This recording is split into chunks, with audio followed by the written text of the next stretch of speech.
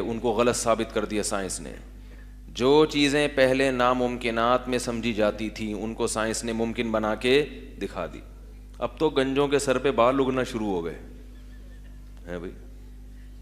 میں نے وہ چرنا میں اپنی ویڈیو دیکھی تو مجھے پتہ چلا اوپر سے معاملہ کیا ہے, بہت خطرناک حد تک. کیونکہ ہم جب شیشے میں اپنے آپ کو دیکھتے ہیں تو سامنے سے تو نظر آتا ہوں, پٹے بھی نظر آتے ہیں, میں کہتا ہوں واہ بھائی واہ واہ مفتی صاحب واہ واہ واہ.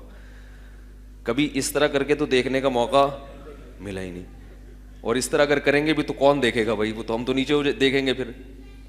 تو وہ جو چرنا کی ویڈیو انہوں نے جو اوپر سے بنائی, تو ٹیکنالوجی کی مدد سے ہمیں پتا چلا کہ اوپر کا معاملہ کیا ہے. اوپر وہ صورتحال نہیں ہے جو سائڈوں پہ ہے.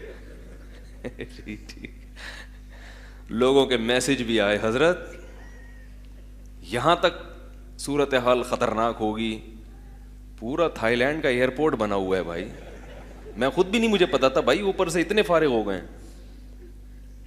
لمبے بال جو ہے نا, لمبے بال, ان کی جڑیں کمزور ہو جاتی ہیں. اللہ نے عورت کو لمبے بالوں میں حسن دیا ہے, وہ جتنا مرضی بڑھا لے. مرد زیادہ لمبے بال رکھتا ہے نا تو اس کی کیئر کرنی پڑتی ہے. تو مجھے اندازہ ہوا کہ ایک دفعہ ٹرینڈ ہونا ضروری ہے. 2013 میں بھی اسی قسم کی صورتحال تھی. جب میں حج پہ گیا, ٹرینڈ کروائی تو بال نکل آئے اوپر, سب سیٹ ہو گیا. اب سوچ رہا ہوں کہ دہشت گردی کا جڑ سے ایک دفعہ خاتمہ, ایک دفعہ ٹرینڈ کرائیں گے تو انشاءاللہ بال کچھ تو ہوگا, انشاءاللہ کچھ رپورٹ اچھی آئے گی. خیر نہیں بھی اگیں تو کیا کرنا ہے, اگ جائیں تو اچھا ہے, اللہ تیری بڑی رحمت ہوگی. کیا خیال ہے؟ تو بال بھی اللہ کی بہت بڑی نعمت ہے. پہلے میں نہیں سمجھتا تھا بالوں کو نعمت, میں یہ سمجھتا تھا کہ گنجا ہونا کیا ہے. کیونکہ ہم دیکھتے تھے بھائی تبلیغ والے بھی گنجے رہتے ہیں زیادہ تر, سب تو نہیں. خانقاہوں میں ہم دیکھتے تھے کہ جو اہل اللہ سے تعلق رکھتے ہیں وہ بھی کیا رہتے ہیں, ٹرینڈ کرا کے رکھتے ہیں. تو میں یہ سمجھتا تھا کہ ٹرینڈ کرانا کیا ہے افضل. کسی نے بتایا کہ حضرت علی رضی اللہ تعالیٰ عنہ کی سنت ہے, اور پھر ہم نے روایت پڑھی کہ حضرت علی فرماتے تھے کہ مجھے اپنے سر سے دشمنی ہو گئی. وہ ایک روایت ہے, تو میں سر کیا رکھتا ہوں, سر صاف رکھتا ہوں. تو ان روایتوں سے میں یہ سمجھتا تھا کہ, لیکن جب ہم نے خود ریسرچ کی, خود تحقیق کی, تو پتہ چلا کہ بال رکھنا کیا ہے افضل. نبی کے تو پٹے والے بال تھے, صحابہ کے بھی بڑے بال ہوا کرتے تھے. دوسرا, بالوں میں زینت ہے, اللہ نے بال دیے ہیں رکھنے کے لیے. حدیث میں آتا ہے, صحیح حدیث ہے.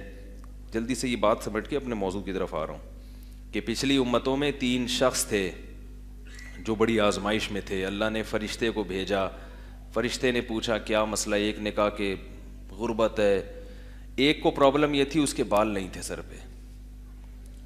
تو لوگ مذاق اڑاتے تھے. تو اس فرشتے نے کہا کیا چاہیے. فرشتہ نہ مختار کل نہیں ہوتا. لوگ کہہ سکتے ہیں جب فرشتوں سے مدد مانگنا جائز ہے تو نبی سے کیوں جائز نہیں ہے. فرشتے کو اللہ نے بھیجا تھا کہ یہ جو ان کی حاجت ہو بتا دو, وہ حاجت میں پوری کر دوں گا. تو ورنہ وہ لوگ اس وقت کے نبی سے بھی مانگ سکتے تھے. تو فرشتے نے کہا کہ بھائی ٹھیک ہے. تو گنجے کے سر پہ بال نکل آئے, اور جو غریب تھا اس کو اللہ نے مال و دولت دے دی, اور جو کوڑ کا مریض تھا اس کو بھی اللہ نے شفا دے دی. پھر وہ فرشتہ دوبارہ گیا انسانی شکل میں, تو ان میں ایک شخص آزمائش میں کامیاب ہوا, شکر گزار بنا, 2 کیا ہو گئے, ناکام. تو یہ اللہ نے امتحان کے لیے بھیجا تھا. تو بہرحال وہ قصہ حدیث لمبی ہے, وہ اس کی تشریح میں چلا گیا تو موضوع چینج ہو جائے گا. تو اس حدیث سے یہ پتہ چلا کہ یہ گنجا ہونا کیا ہے اللہ کی طرف سے. بولو بھائی, آزمائش ہے. کیا ہے؟ آزمائش. من مكة حبيبي نور سطع المدينة.